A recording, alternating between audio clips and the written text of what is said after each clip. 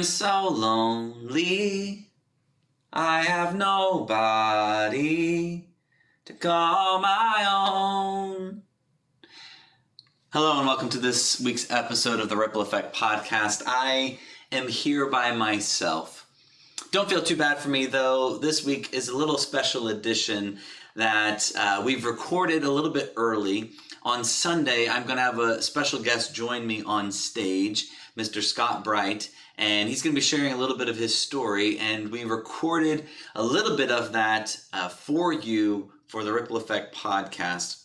This week's been a bit busy, so we recorded a little bit early on Monday, and we want you to be able to enjoy that. So before we get to that, I just want to let you know about a couple of special announcements for the week. Number one, the office at Timberlake Christian Church will be closed on Monday in celebration of Memorial Day.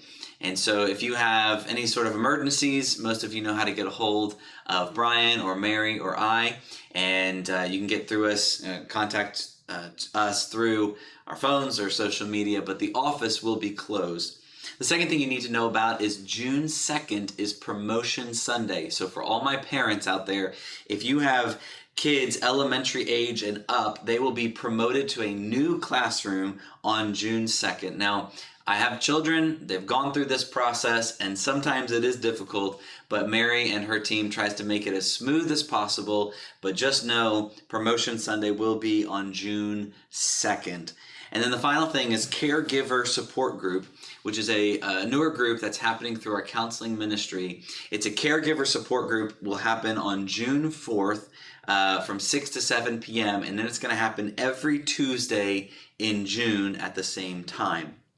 That's every Tuesday in June here at the church. And what that is if you're somebody who has taken care of or is actively providing care or caregiving to someone that you love, that can be a draining thing, emotionally, physically, I believe spiritually, and helping someone you love and caring for them is a difficult task. It's a godly task, one that we're called to, but it's one that you need help in, you need support in, you need encouragement in. And so they've started and put together this group called the Caregiver Support Group, which will happen every Tuesday in June, starting on June 4th from 6 to 7 p.m. here at the church. If you have questions about that, call the office, and we'd love to tell you a little bit more about that. And we'd love for you to participate in that group.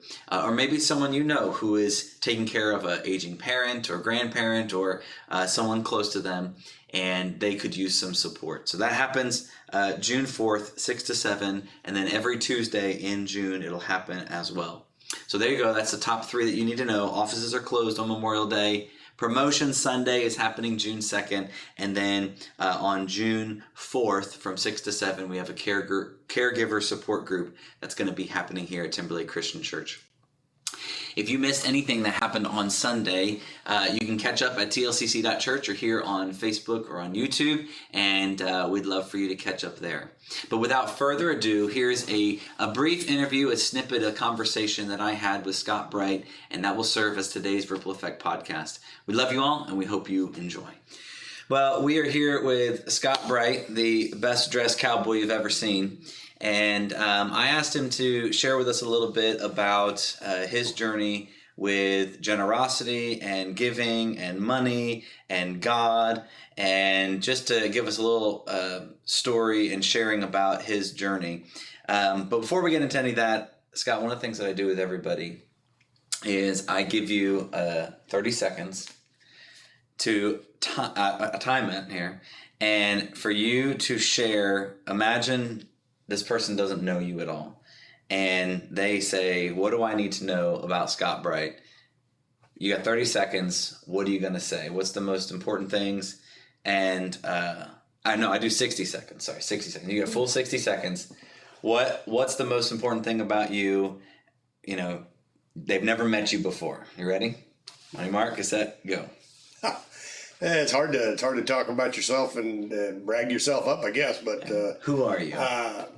I'm Scott Bright, born and raised in Kansas. Lived in Nebraska a little while. I had in Iowa. Ended up here in Missouri, so I made the square. Done moving, I hope. Anybody needs anything, I'm always there for them. But not one to brag on myself, I guess. So this is going to be a long 60 seconds. Yeah, I'm only 30 seconds in. Are you done? Yes. 30 seconds, 29 seconds. Yeah. My dad did it, and he went like an hour and a half. I'm just kidding. He did. He was real fast. Yeah. It was real fast. That's good. Scott, how long have you been part of Timberlake Christian Church? I don't remember what year it was, but we've been members since it was down on Union Avenue. Okay. Ralph Hoppy invited us. We came, went to other churches. We came and tried it again several months later, and after that, stuck like glue. Yeah. So, you got a couple kids? Yeah, Madeline and Emma, both out of college. Madeline in Tonganoxie, Kansas, married. Madeline Graham and Emma Bright in Nashville, which we're leaving tomorrow to go get her to bring her back to the Midwest. Isn't it interesting when there's something to be moved, you always get the call. Yeah. I said, this is it. This is the last one. You're on the next move. Come help me. Yeah. That's awesome. You're married? Married, Shannon. Right. Mm-hmm. Since 95, so coming on 29 years in September. That's awesome. Yep. That's awesome. And what do you do? Do you work? I work for FedEx. I've been there 34 years. We also have a farm out by Middle Grove, so we got cattle and row crop. And used to bale a lot of hay, and I give that up when the kids got better at softball, and it was more fun to watch. More fun to watch them than bale hay. I gave that up and went to be team cook, so that's what we did. Oh, that's good. Did you ever coach? Nope. Yeah. Nope. Just sit on the sidelines and just hollered and yelled and cheered. Yeah. That's good. Well, your girls were pretty good at sports. Yeah, they did. They both played softball, and they were both pretty good at basketball. Yeah, that's good. That's good. Well, we've been in this series on giving, and a while ago you had talked to me about, hey, I've got a story to share about giving and a testimony to give. Give us a little history of your relationship with God and your faith and how that has grown and changed through the years. Well, it's probably 18 or 20 years ago. For the good Lord works in mysterious ways. He put me over in a Monroe City church that I got to get up and hear a man speak about tithing and money, which would make the hair on the back of my neck stand up, and I would almost want to get up and leave. Just didn't want to hear him talk about money in church. Why? It was my money. It was my money. When the collection plate would come around, I'd pull out a 20 and I'd put it in there, and then, boy, like this. So long, old friend. Goodbye. I was expecting the Sonic car hop to come out and wipe me out about $3 and $7 or $8. I wanted change. Here's your change. And I heard this man speak, and of course, as you know, a tithe is a tenth. Well, $20, I made more than $200 a week. I will tell you that. And once I heard this man speak and give his testimony, I tithed. I tried it, and the good Lord, which I'll save this for Sunday. The good Lord blessed me probably 20 times over with what I did. So I tithed some more, and he knocked me off my feet, and somebody else gave me even something bigger, more value. So he knew I really needed to see. And now, you just, I guess as I heard somebody else say one time, now I just I write my check off of faith. Yeah. Because if you don't think I still, have bills and $900 water softener breaks down, I still have those even though I tithe. And cows are still big babies. They need lots of money. Take care, hay, and feed, and just still got to put tires on my car. Just because you tithe don't mean your tires are going to last forever. Right. So that's a little bit. But the big thing was to hear that gentleman's story over in Monroe City several years ago. Do you remember what it was about what he said that kind of stuck with you? Somewhat. He was, I believe he'd come home after a night of drinking, passed out on his porch in the snow, and something about when he woke up from that finally, he had a complete turnaround with his faith in God and cleaned up his life. And then he said, on Fridays, I would go to the bank, cash my check, I would take out my tithe, and I learned to live on the rest. That was his story. That was his story. So, did you grow up in the church? Did you grow up around church? Absolutely. Mom and Dad went to church. Dad was the treasurer, and he would have the money at home, all counting it out on the table every Sunday afternoon, and he put it in the bank. So why was money and church something that seemed like for you needed to be separated? I don't know. I guess because it was mine, and I didn't want to part with it, and just.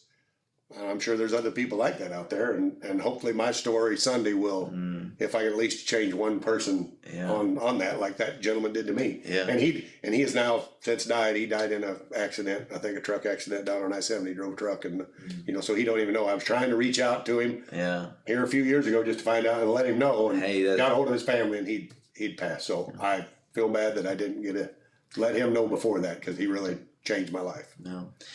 That's interesting to think about how many lives we might impact and not even know it, which is really cool. How old were you when you started working? Have you worked all your life? You're 10. Off my first job off our home farm, I was 10, raking hay for a neighbor. Raking hay for a neighbor. Making money? Oh yeah. Making money. Yeah. Were you are you a saver or are you a spender? A little both. Little both. I'm more of a saver now than I was, and obviously spender in the younger years. Sure. But work ever since 10, worked and trying to have your own money. Was your family well off, or did they? Not extremely. I mean, we did okay. Didn't, never missed a meal or nothing. So, when I was growing up, in my family, money was always tight. And the feeling that I grew up with was, money's important, but there's not enough of it to go around. Right. So you have to make sacrifices. And so my relationship with money was always, I feel like I need more of it, because if not, it's going to be tight and I'm going to have to make these sacrifices. And it can be really easy to kind of get in that mindset of just going and chasing after a dollar amount that you have in your head. Yes. When your kids came along, did you stress out about money? What causes your kind of like your blood pressure to rise a little bit when it comes to money? Well, yeah, if you don't have anything in the savings and you got a bit, like I said, we did do 6 months ago, I had to spend $900 on a water softener. Yeah. Boom, had it. Yeah. 15 years ago, might not have had it. Yeah, when you have kids, and of course they're always, softball's not a cheap deal for in any sport. I shouldn't say softball, any sport. Your kids always traveling. May or may not have to stay at a motel, eating out, and that's where I said I became team cook, because we just take my griddle and our barbecue and we just ate there at the ball field a lot. Yeah. And a lot of other families started joining in, realizing that, hey, going to McDonald's ain't no fun. This is come on. More fun sitting under the shade tree and getting to know everybody. And probably better food to cooking something up. Absolutely. So you have this kind of revelation. Did it surprise your wife when you're like, this is what we're going to do about tithing and about committing? I wouldn't say it surprised her, but she'll tell you I don't miss. We may not make it to church every Sunday. Yeah. But then I'll make, I go back and look. You make sure. Here's what and I had another conversation with the gentleman in church years ago. You tithe off of net or gross. Ooh. That's between you and the Lord, That's interesting, yeah. Yeah, he tithes off of gross. Uh-huh. I tithe off net. Yeah. But, like Shannon, she started works from home now, started just getting paid once a month. Mm-hmm. So the good Lord was testing me, and there for about 20 seconds I was about to fall into the trap. Well, that's a pretty good check when you get paid once a month. Well, I'll say, I got to figure out what the taxes are out of that. And then I was like, no, we're going to tithe off of that. We're going to tithe. But he tested me there, and I caught it. I mean, I guess when I started doing that and he started showing me how much more he gives me, he knew I needed a little check. Here it is. You gave here, but look what I'm going to give you. Right. And you keep giving, and now and I even told my kid, like Emma, I can't remember her story, but she got her eye opener. She's tithing off what she does down there, and she told me here a while back, and hopefully I can remember ask her this week while I'm down there. What was it? What was that? Because I remember she called me. Hey, Dad, yeah. So your story is unique because you've got some specific, like, I gave and God showed me that He showed up. Have there been? And sometimes that's monetary stuff. Sometimes that's blessings in like physical ways. For you, has there been any blessings that you can't see that come when you trust God first with what you've got? Well, absolutely.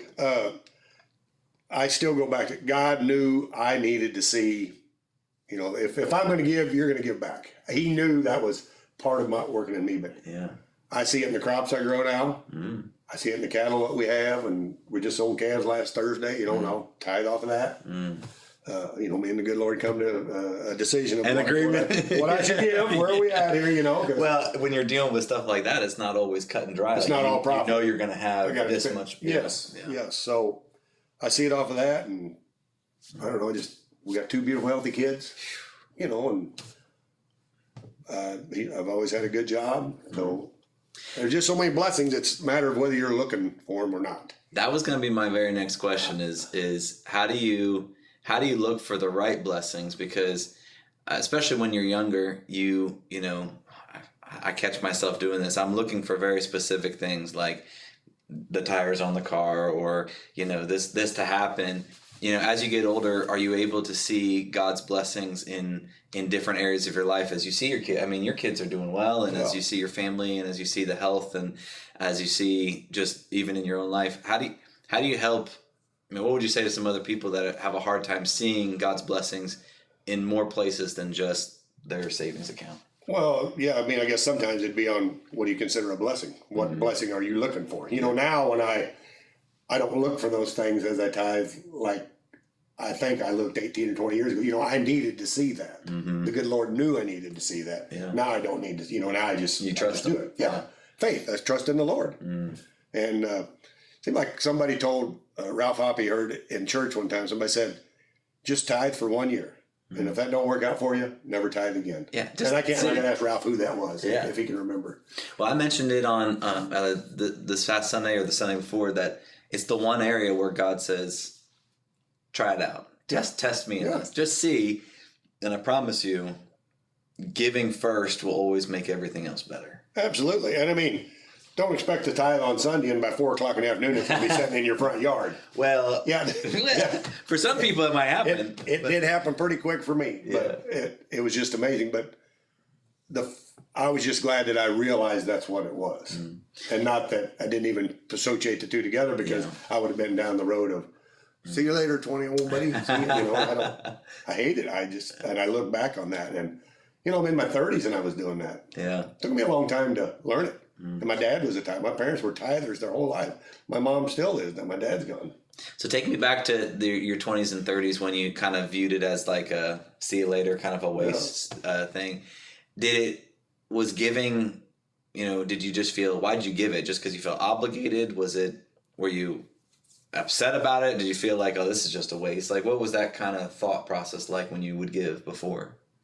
Well, somebody sitting next to me and see me not giving. Ooh. Peer pressure. So it's about other people. That's what, I might have wadded it up and looked like a lot, but it was a 20. I can tell you right now, I'll guarantee it was a 20. Yeah. So what other, I guess, just like, oh boy, that plate comes by. And I don't want to be the only one. Not, but yeah. Yeah. Isn't that terrible? Well, I mean, part of growing up, I guess. It's part of growing up. I was probably disassociated with church back then too. I didn't go every Sunday. Yeah, might be at home or Shannon's family or Yeah, that whole passage where Jesus talks about give with a willing heart and plan it out and be excited about it. It's hard to do that when you're resenting the idea of I got to give first. Yeah. Right. Yeah. And Daniel says it was a little while ago. It was a year ago. I said, hey, I got this story to tell. Hey, we'll use you in the fall. I'm like, no. I'm ready right now. I don't need the fall to be nervous and thinking about this. And then here it is next spring.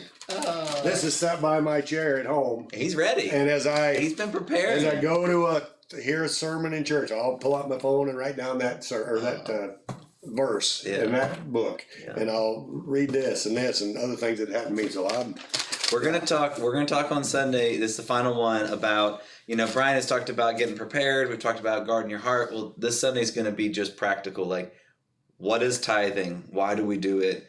How do we give with a generous heart? And then what does God do with it? And it seemed foolish for me to try to talk about it and not have you share, because you have a great story. And if, like you said, if it can help somebody at least think differently about money, because everywhere else, pretty much everywhere else, the only time you're generous is if it makes you look good, or you're peer pressured into it, or you get something. There's a lot of people who seem generous, but who are only given to hide their money, tax benefits. So it is so different to think about, I'm giving for just the reason of I want to be obedient, and whatever God chooses to do with it is up to Him. Absolutely. Yeah.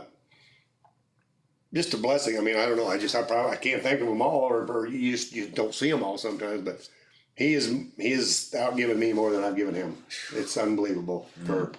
And just the way He showed me. Yeah. He's like, it's almost like your mom grabbing your ear and pointing, right there. You seeing it? I see it, God. I see it. Yeah. And He knew I needed that. Watch what I can do. I'm sure you've never experienced this before, but sometimes my wife will ask me to look for something, and I'm like, I don't see it, and then she comes in and it's right there. And it was so funny because Lucas and Deacon were, Macy had asked them, hey, can you grab this for me? And I was watching him, and I saw what she was asking was a purse, and it was right in front of him, and he's doing this. And he's like, I don't see it. And I was like, do I look that foolish? Absolutely, I do. Oh, yeah. And God probably thinks the same thing. Is like, where is it that God? I don't see it. He's like, it's right here in front of you. Yeah. Oh, that's awesome. Yeah. Just the opposite of my house, Shannon. I have to find stuff for Shannon. You gotta find that for her. Yeah. Look for that's good. That's good to know that there's hope. There's hope out there. Well, thank you for sharing. I hope on Sunday you'll be ready to hear Scott's story and just the example of God's faithfulness when it comes to giving. And I'm excited to hear some of the lessons and some of the things that God has laid on your heart to share. And it's going to be great. Sounds good. I look forward to it. Well, thank you for joining us here. And we'll see you next week on the Ripple Effect Podcast.